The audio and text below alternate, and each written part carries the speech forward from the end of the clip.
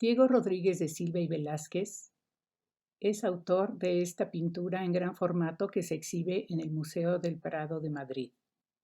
Se trata de un autor del siglo XVII. Michel Foucault presenta un análisis de esta obra en el primer capítulo de su libro Las palabras y las cosas, que fue publicado en 1966. De este capítulo, y para dar inicio a nuestro curso, retomo algunos fragmentos de la obra. El pintor está ligeramente alejado del cuadro.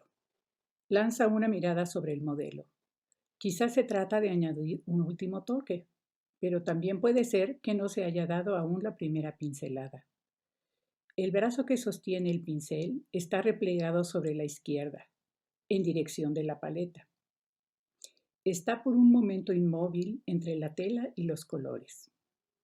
Esta mano hábil depende de la vista, y la vista, a su vez, descansa sobre el gesto suspendido.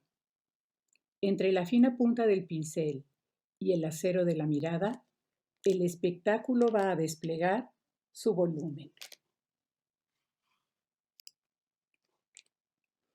El pintor contempla el rostro ligeramente vuelto y la cabeza inclinada hacia el hombro. Fija un punto invisible, pero que nosotros los espectadores nos podemos asignar fácilmente, ya que este punto somos nosotros mismos. Desde los ojos del pintor hasta lo que ve, está trazada una línea que atraviesa el cuadro real y se reúne delante de su superficie en ese lugar desde el que vemos al pintor que nos observa.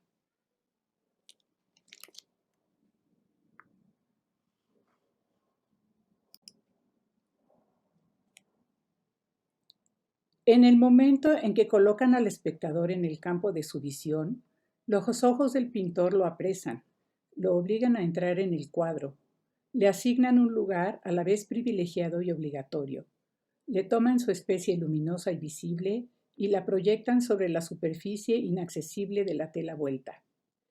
Ve que su invisibilidad se vuelve visible para el pintor y es transpuesta a una imagen definitivamente invisible para él mismo.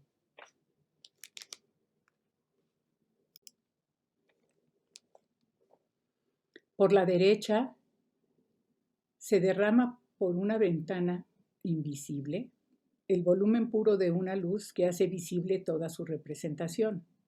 A la izquierda se extiende, al otro lado de su muy visible trama, la superficie que esquiva la representación que porta.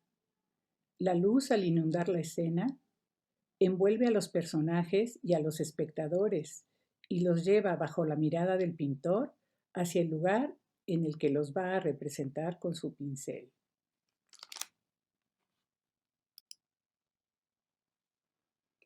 Ahora bien, exactamente enfrente de los espectadores, sobre el muro que construye el fondo de la pintura, el autor ha representado una serie de cuadros, y he aquí que entre todas estas telas colgadas hay una que brilla con un resplandor singular. Su marco es más grande, más oscuro que el de las otras. Sin embargo, una fina línea blanca lo dobla hacia el interior, difundiendo sobre toda su superficie una claridad difícil de determinar, pues no viene de parte alguna, sino de un espacio que le sería interior. En esta extraña claridad aparecen dos siluetas y sobre ellas, un poco más atrás, una pesada cortina púrpura. De todas las representaciones que representan el cuadro, es la única visible, pero nadie la ve.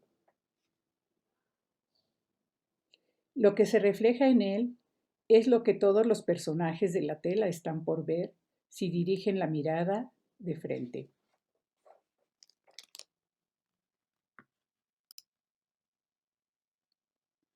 Pero quizá ya es tiempo de dar nombre a esta imagen que aparece en el fondo del espejo y que el pintor contempla delante del cuadro. Bastará con decir que Velázquez ha compuesto un cuadro, que en este cuadro se ha representado a sí mismo en su estudio o en un salón del Escorial, mientras pinta dos personajes que la infanta Margarita viene a ver, rodeada de dueñas, de meninas, de cortesanos y de enanos. Bastará con añadir que los dos personajes que sirven de modelos al pintor no son visibles, cuando menos directamente, pero se les puede percibir en un espejo y se trata, a no dudar, del rey Felipe IV y de su esposa Mariana.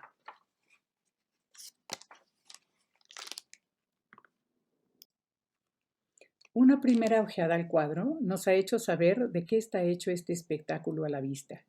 Son los soberanos. Se les adivina ya en la mirada respetuosa de la asistencia, en el asombro de la niña y los enanos. Se les reconoce en el extremo del cuadro en las dos pequeñas siluetas que el espejo refleja. En medio de todos estos rostros atentos, de todos estos cuerpos engalanados, son las más pálida, la más irreal, la más comprometida de todas las imágenes. Un movimiento, un poco de luz bastaría para hacerlos desvanecerse.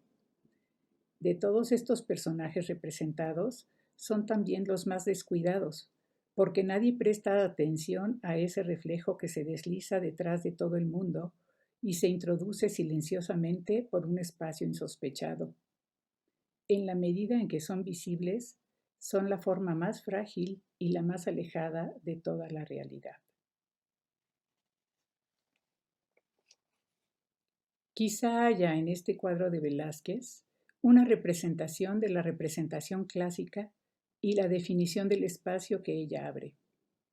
En efecto, intenta representar todos sus elementos con sus imágenes, las miradas a las que se ofrece, los rostros que hace visibles, los gestos que la hacen nacer. Pero allí, en esta dispersión que aquella recoge y despliega en conjunto, se señala imperiosamente por doquier un vacío esencial, la desaparición necesaria de lo que la fundamenta. Este sujeto mismo ha sido suprimido, y libre al fin de esta relación que la encadenaba, la representación puede darse como pura representación.